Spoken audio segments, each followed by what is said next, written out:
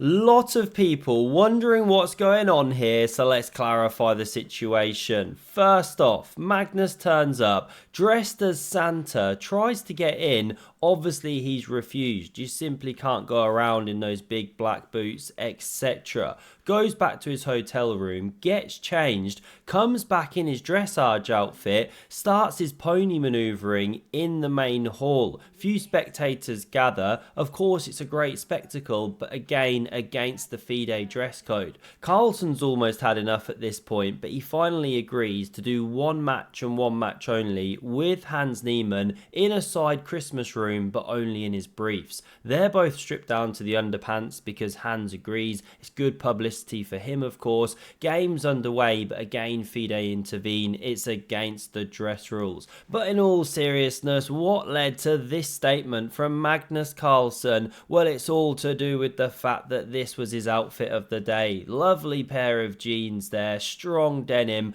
but it's against the FIDE rules, the dress code. Jan Nepomniachtchi even had to go and change his, which he did, but Magnus refused, and therein lies the drama. He was unpaired in round 9, and now he said he's not coming back for day 3 of the World Rapid, nor is he gonna play in the Blitz. Of course, social media's exploding. Now you've got all those who are saying, look, Magnus, rules are rules here. You're clearly not playing by them. Therefore, what do you expect? You're on your bike. And then you've got those who are defending the situation, surprisingly, like Vladimir Kramnik here, current world champion, also known as Vlad the Implier. Who'd have thought this when he was moaning about some little cameras that Chess-Base India brought earlier in the year? But for some reason, he's now going against the FIDE handbook, supporting Magnus. By the way, he's also suing chess.com as of yesterday, all kicking off. And then we had the funnier side of this thing. First, Gotham pointing out that Hikaru was wearing what looks like jeans, or are they chinos? I'm not sure. Chinos, Renos, who knows? He's wearing something there that doesn't look like trousers.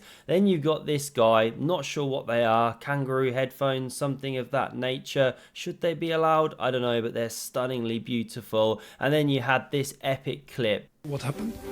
They just want to be sure this is jeans or not. What happened then? They agreed that it's not a jeans. So this is not jeans? Yeah, no. Why is that? There's just the trousers. They said they're not sure. Not sure. And finally, you've got the whole other side to this thing, which Hans Niemann points out on Twitter, X, which is that Magnus is currently doing some stuff with Freestyle chess right now, right? There's been a bit of a run in there. You know, are they trying to organize a world championship of Freestyle chess? And should they be allowed to call it that? I don't know the details. Hikaru did a video, Gotham did a video. Go have a look at those if you want more info. But it points to the fact that maybe there's things, emotions running deeper here that's influencing Carlsen's behavior. You know, we know this is his vision of the future, huge game of freestyle chess where everyone can wear jeans, but there's always going to be those who are resistant to the denim pants. All we know for certain is that Carlsen's currently leading the charge south, head in the pack, looking for sunnier climes. Rumor has it he's just been spotted over Washington DC. And it makes this game here all the more historic. It's round 8, Carlsen versus Tari, his fellow countrymen, both with a strong pair of genes coming from a strong Norwegian chess lineage.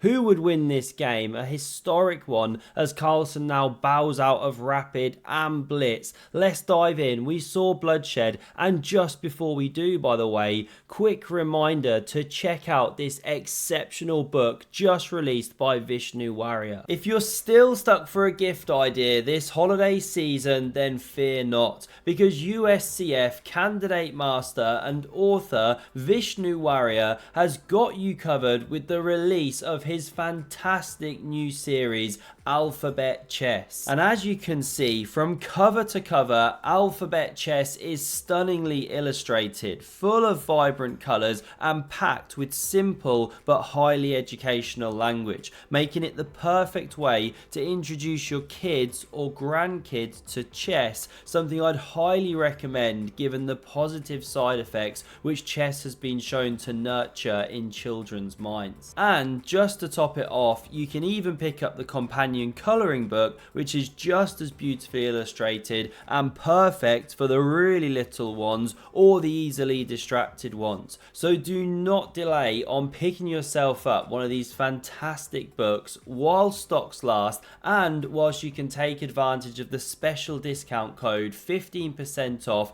using the links down in the description. You know the drill, and use House of Staunton if you're based in the US, or Thinkers Publishing for anywhere else in the rest of the world. So on with the chess. Magnus pops a pony on f3 here. We see d5 from Tari taking the center, e3, knight f6, and Magnus goes full b3 cowboy. Very fitting when he's wearing those lovely pair of cowboy jeans. We get bishop f5, bishop e2, h6 gives this one some room later on, and after bishop a3, the hyper fianchetto, we see this knight developing to cover this bishop on f8. Magnus plays the explosive c4, e6 very natural. These ones leave the board, knight recaptures to retain the castling rights later, and after Magnus gets the king to safety, this knight re-enters the game. The pawn structure now changes, this one recapturing, and b4 Tari can push the c-pawn. Magnus clamps down,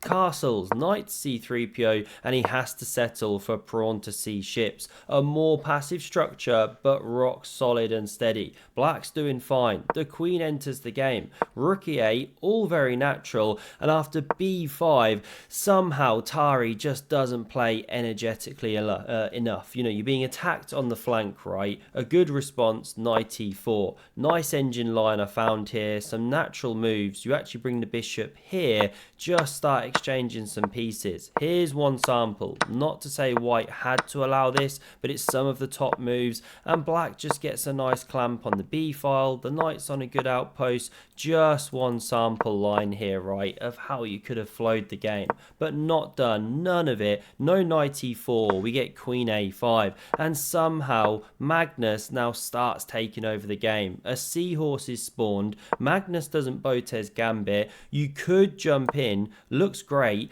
but actually you can play around this bishop that lands there as a thorn in the side with the knights. The problem is this pawn's attacked, and if you ever take, you get this giant clamp, and then the bishop's kicked anyway.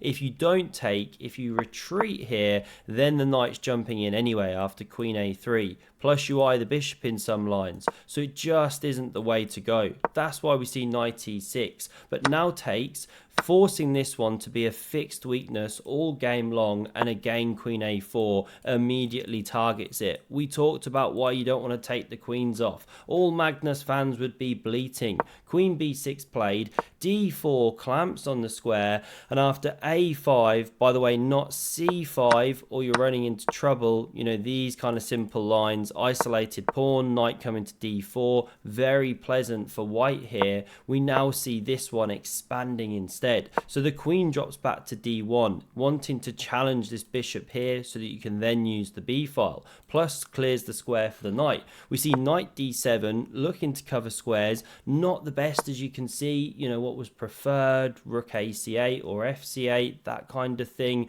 But okay, this was played. Now we see knight a4, picks up the tempo on the queen, and bishop d3 exchanges black's most powerful piece, the energetic bishop. Now queen b4 hits the knight, this queen covers once more, rook e to c8, and Magnus kicks that queen out of dodge, and we see the blunder come here. What's best? Mushrooms. Queen e7, but not played.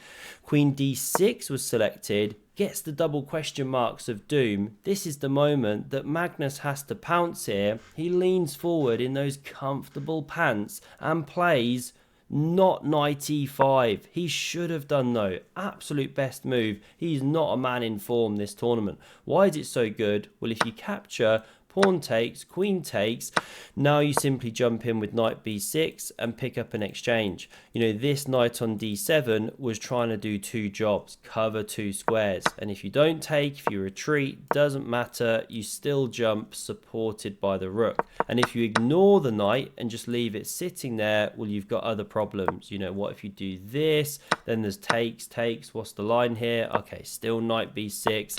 If you went with this rook, I never checked this, you still take, you still fork. Okay, it absolutely doesn't matter. You're dead in the water. So this was a killer move. Not played though. Magnus goes with this immediately, but of course you can now take.